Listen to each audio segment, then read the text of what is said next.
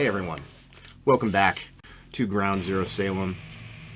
As always, I'm your intrepid host Pat, and very special update, guest episode. I haven't done one of these in over a year when I had Peter on, and now I decided to finally have on my wife Amanda. Hi everyone. Hey, so we've been talking about doing this for a while, just kind of trying to figure out how to approach this.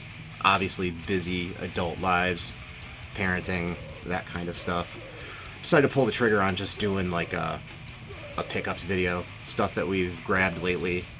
And I've been wanting to have Amanda on for quite a while because she's got her own taste in music.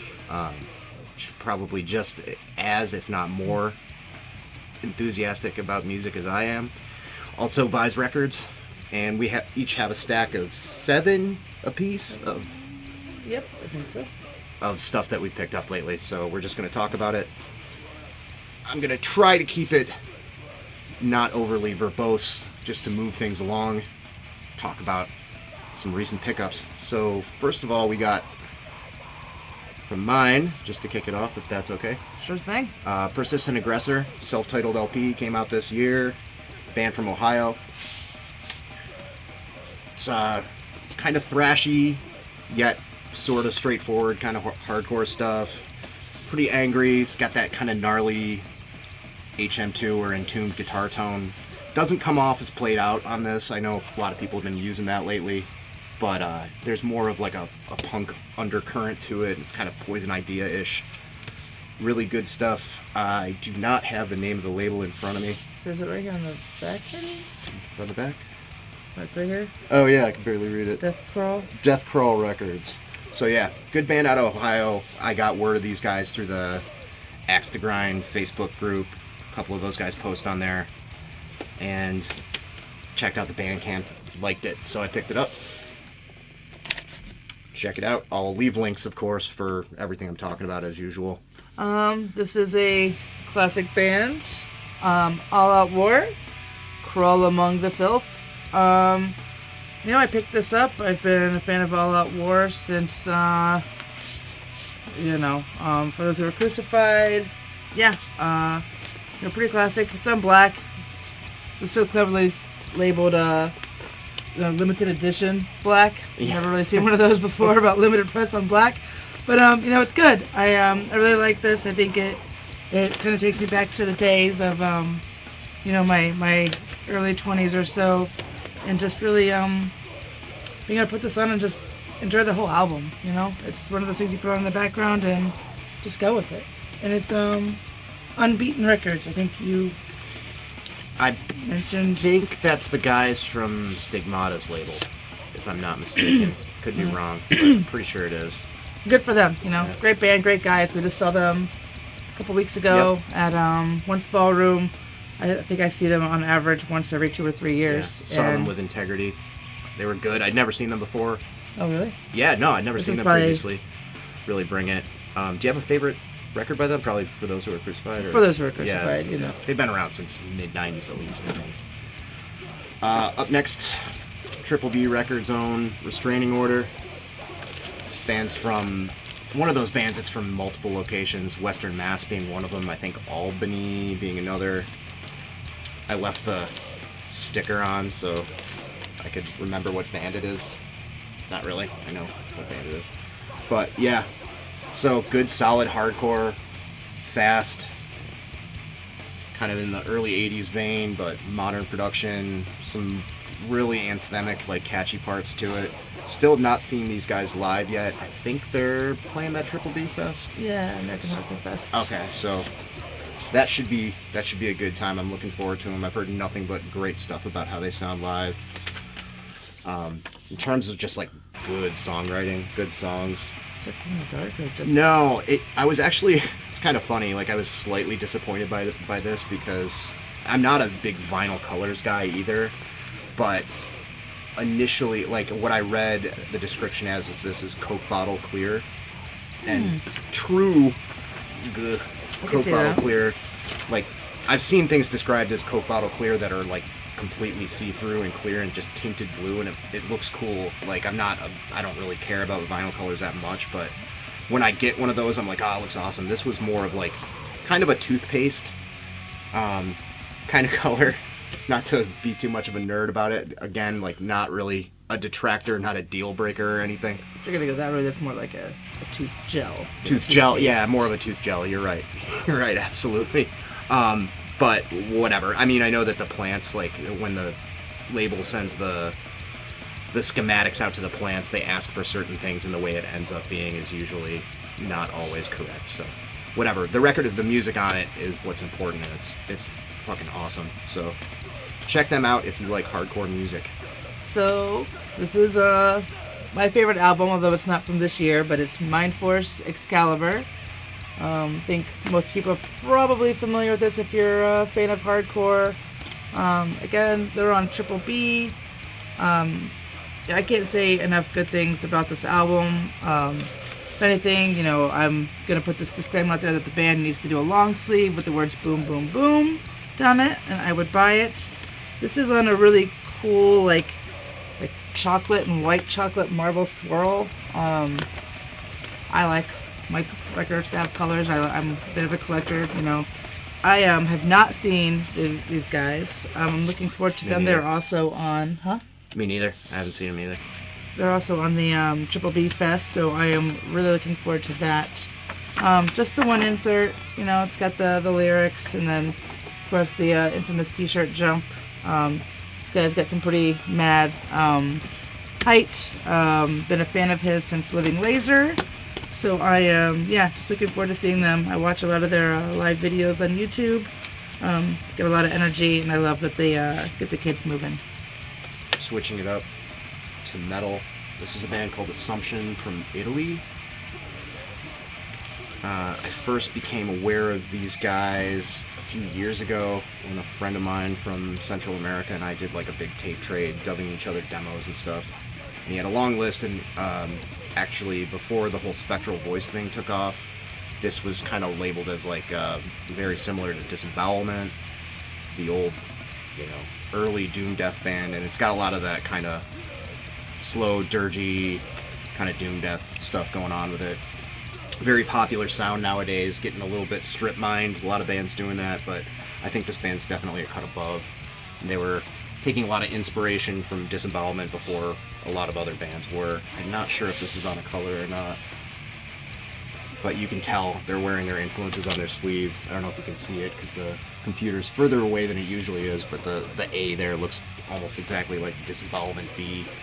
Got this weird geometric kind of thing on the other side.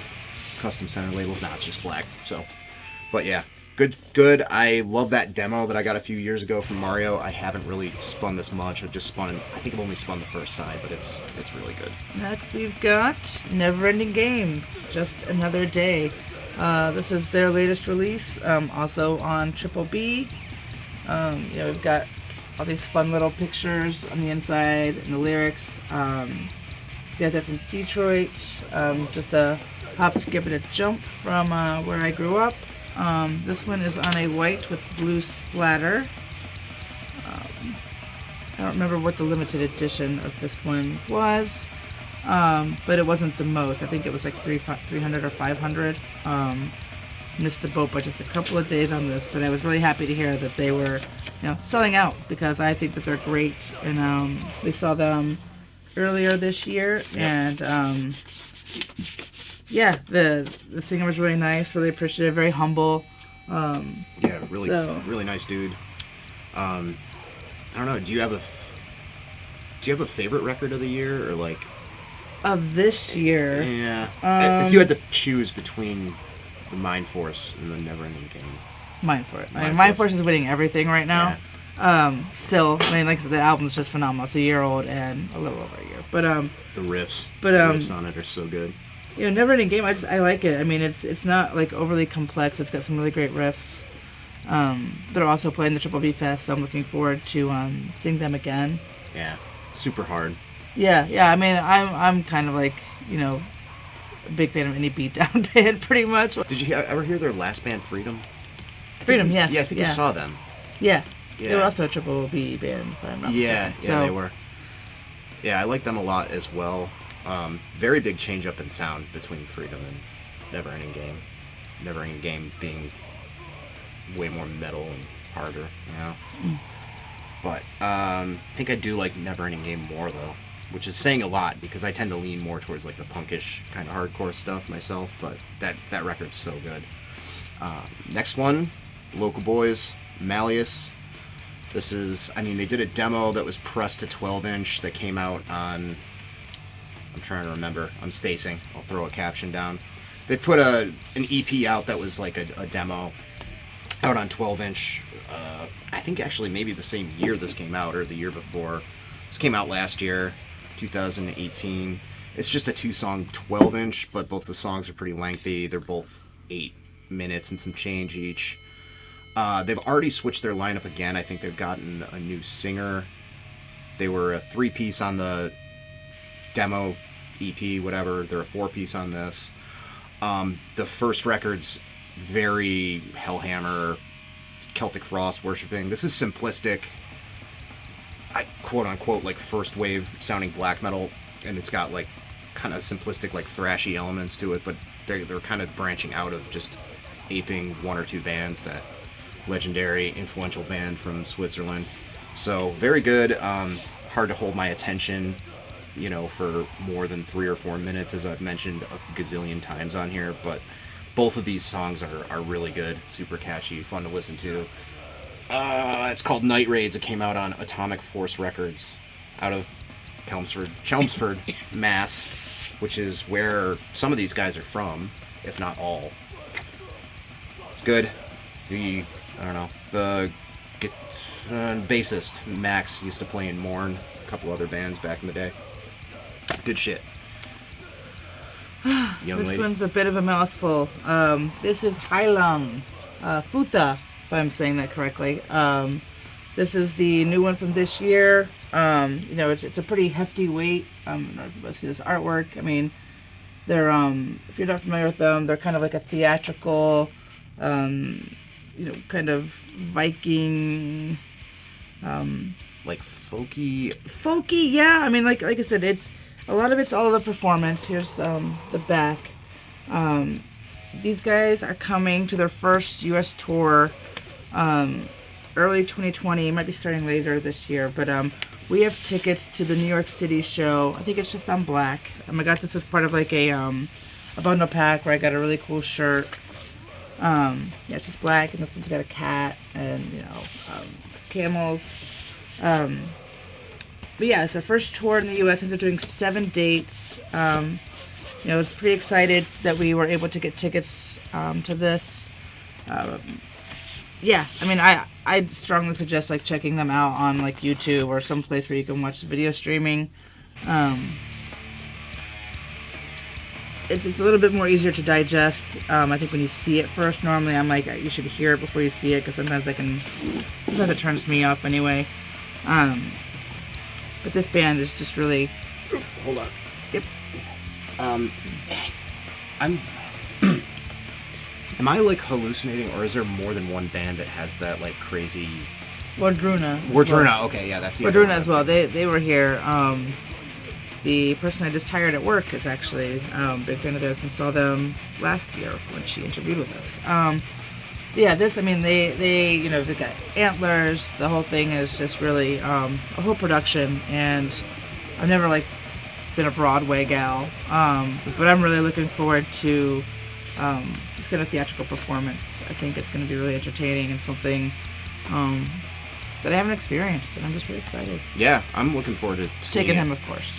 I'm looking forward to seeing it live. I've watched the YouTube videos with you. I like anything that's kind of like folky usually. I don't go out of my way to like seek that newer stuff out so much, but being a fan of like Dead Can Dance and all kinds of stuff like that, I'm sure I'll enjoy the live experience, Season of Mist. I'm trying to remember where these came from. I couldn't remember, but yeah, Season of Mist. So I'll put that out. Alright, so this is another recent one, arrived in the mail a couple of weeks ago. Sacrilege, classic UK crossover, I guess, for lack of a better term. This is the Ambulance Station Squat in London, 1985, the live side. The other side is the first and second demos. Sacrilege, awesome, kind of bridging its way out of like anarcho-punk and the UK 82 stuff into thrash metal. Tam was a really singular vocalist, singular vocal style. She really belted it out, a lot of anger. This is when they were still more or less a punk band. You can hear some metal creeping in. A lot of kind of Motorhead and Discharge vibes, like you do. Yeah, I know that a lot of people are into the next couple of records after this. It's hard for me to pick a favorite. The demos are really interesting. They're certainly worth looking into. I think there's a guy or maybe two guys that ended up in this band that were in the Barookers at a certain point. The demos sound great on this. I had another, I believe, bootleg LP of the demos, and this is a sight better sounding, cleaned up and all that kind of thing. The live set, the Ambulance Station Squat, sounds like something recorded at a squat, probably on a tape recorder in somebody's pocket. You have to be a super fan and know the songs back and forth to really enjoy it. I do, but it's not like even soundboard quality. It's pretty rough, But yeah, just black vinyl. I think you had the song when I came down the other night, right? Yeah. Yeah, I like that a lot. Yeah, they're definitely a cool band, and they even have their own bunch of worship bands or bands that go out of their way to sound more or less like Sacrilege is their primary influence, like After the Bombs and Subversive Right. There's a couple of bands that just do Sacrilege core, and they're all really pretty good. I think you're one short. I'm one short. Oh wow. I'm one short. All right. So this is Take Offense. Keep an Eye Out. This is their first release on Pure Noise. This is the record I looked forward to most this year. For me, it did not deliver. I did the Pure Noise bundle pack. I think it was 80 some bucks, where I got all the cool T-shirts and the record and all that fun stuff. I just saw these guys at the Palladium. Yeah. It's my second time seeing them. They're super nice. They're really great. I felt bad. Both times they've played here, there were tons of people at the shows, but no one really moved. That's crazy to me. Yeah, me, but might be embarrassing for them. I don't know. This is kind of this all Americana kind of, I don't know, it kind of reminds me of a birthday cake swirl. I don't remember what the exact labeling of the coloring was, but it's pretty, and I still think it's beautiful. I don't know. They did something experimental with this. For me, it didn't pay off. I still love them. I'm still going to continue to support them and see what they do next. I just kind of hope they take it back to more fast. Tables Will Turn. Yeah, United States of Mind. Pretty much everything before this has been my jam. I'm probably one of the nerdiest fangirls. Maybe the reason why their Spotify numbers go up. I don't even know. But I was really bummed by this. But again, I have faith in them. The artwork is still cool. Like I said, they've always put on a great show despite a room full of people just standing there watching them. They were at the Rock and Shock. That's the Rock and Shock. Rock and Shock's been going on for a long time now. It's weird. For those of you who don't know, the Rock and Shock is it's a combination of a horror convention and mostly metal music fest in Worcester, Mass. At the Palladium. So feasibly in a weekend you can go and meet Bruce Campbell and then see Gwar. Basically, it's been going on for, I want to say, at least 10 years, but my numbers might be off. Who knows? But I've seen Gwar at it. I've seen Typo Negative right before Peter Steele passed. Crowbar, St. Vitus. They get good bands, but I think it still might be organized by ICP. ICP played a lot of them, and I know it's a vaguely Juggalo-related sort of endeavor, which is interesting.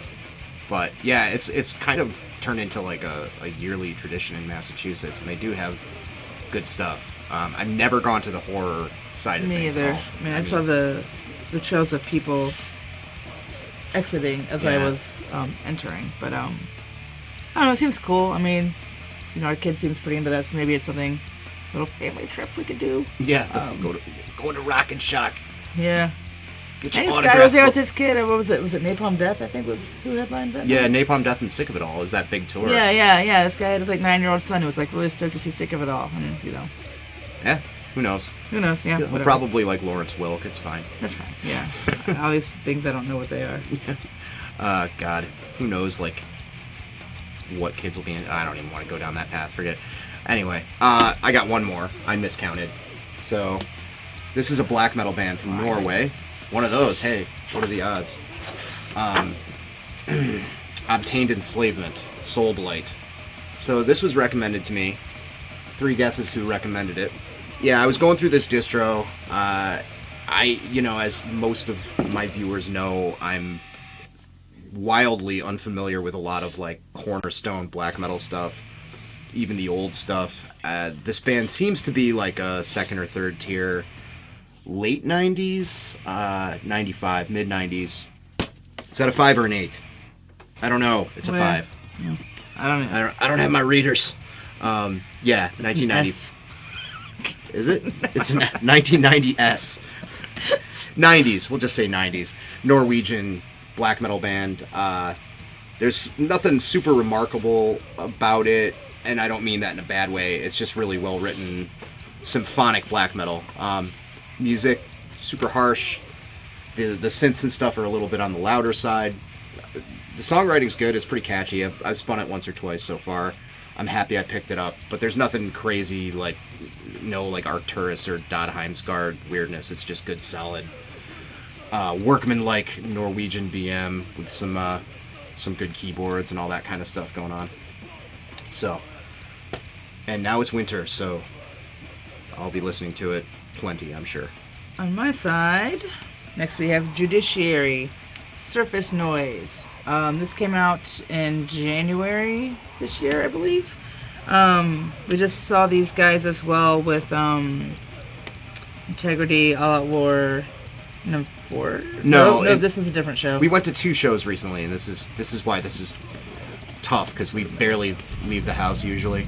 Some weird 2 shows, right? It is confusing because I feel like Judiciary would have been more at home at the Integrity show, and Enforce would have been more at home at the Exhumed show. But they both brought it, and both were like the younger bands playing these shows really gave the headliner stiff competition. But it was Judiciary, Exhumed, Gatecreeper, and Necrot, which was awesome. And then 2 days later, Enforced, Maniac, who were great. All Out War and Integrity. Yeah. Anyways.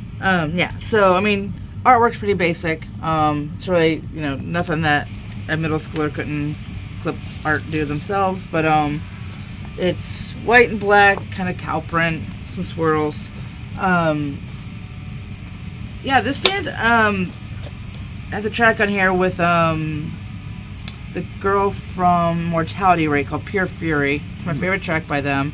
I don't love this as much as Axis of Equality, but I think that it's great, and I feel like this band is like, if you like Enforce, if you like Power Trip, if that's your shtick, you should really give these guys a try. I feel like I watched, like I said, a lot of YouTube videos, and kids just don't really move for these guys, and I don't know why. They're sludgier, they're a little bit heavier, they're thrashy, but not... Yeah, like, I haven't listened to them that much. Like, I've listened to what you've played for me, and I saw them live, and they were excellent.